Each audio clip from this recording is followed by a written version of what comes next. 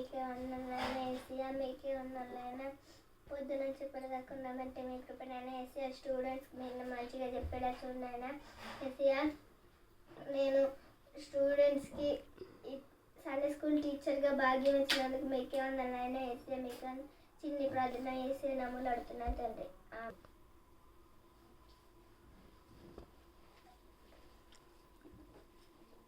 నేను ఎలా చేయాలి పిల్లలకి? కీర్తనలు 1:1 చెప్తాను. ఇప్పుడు దుష్టుల ఆలోచన గురించి చెప్దాం. ప్రైజ్లో కూర్చో. ప్రైజ్లో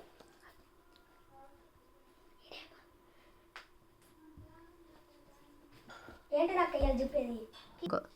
అక్క ఏం తీయాలక్క? కీర్తనలు 1 తీయండి. ఓకే అక్క, తీసినక్క. తీసావా? చదువు. దుష్టుల ఆలోచన చెప్పిన నడవక, పాపల మార్గంలో నిలవక, అపవాసుకులు కూర్చున్న చోట కూర్చుండక, ధర్మశాస్త్రమందు ఆనందించు దీవారాత్రము దాన్ని ధ్యానించి వాడదాన్యుడు. అతడు నీటి కాలువల నాటబడినదై ఆకు వాడక తన కాలమంది ఫలమిచ్చి చెట్టు వలె నిండును. అతడు చేయదంతే సఫలమగును. దుష్టులు అలా ఉండక గాలి చేదగొట్టు పట్టు వలె నుందురు. కాబట్టి న్యాయ విమర్శలు దుష్టులను నీతిమంతుల సభల పాపలను నిలవరు. నీతిమంతుల మార్గం యెహోవాకు తెలియను, దుష్టుల మార్గం నాశనకు నడుపు. నీకు ప్రశ్న అడగొచ్చా? అడగొచ్చక్క. దుష్టులు అనగా మీనింగ్.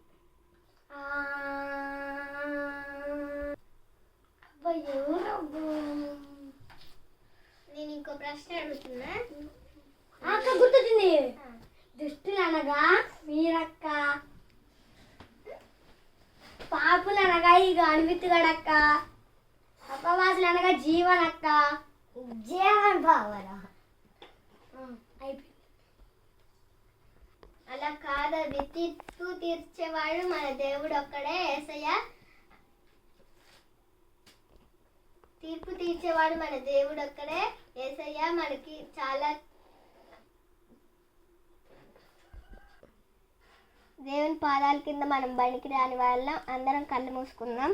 బైబిల్ మూయండి. ఓకే.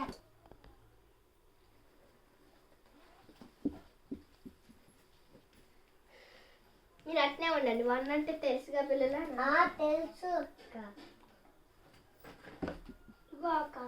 వచ్చాడు దానికి. 1 2 1 అంటే తెలుసుగా పిల్లలు? మోకాలాడి మంచిగా. 2 3 యేసయ్యా మీకే వందనాలు. మాకు సండే స్కూల్లో తోడున్నందుకు మీకే వందనాలు యేసయ్యా. కథలు మంచిగా అర్థమయ్యేలాగా చూడండి యేసయ్యా. ఈ చిన్ని ప్రార్థన యేసయ్య నామములో అడుగుతున్నాం తండ్రి.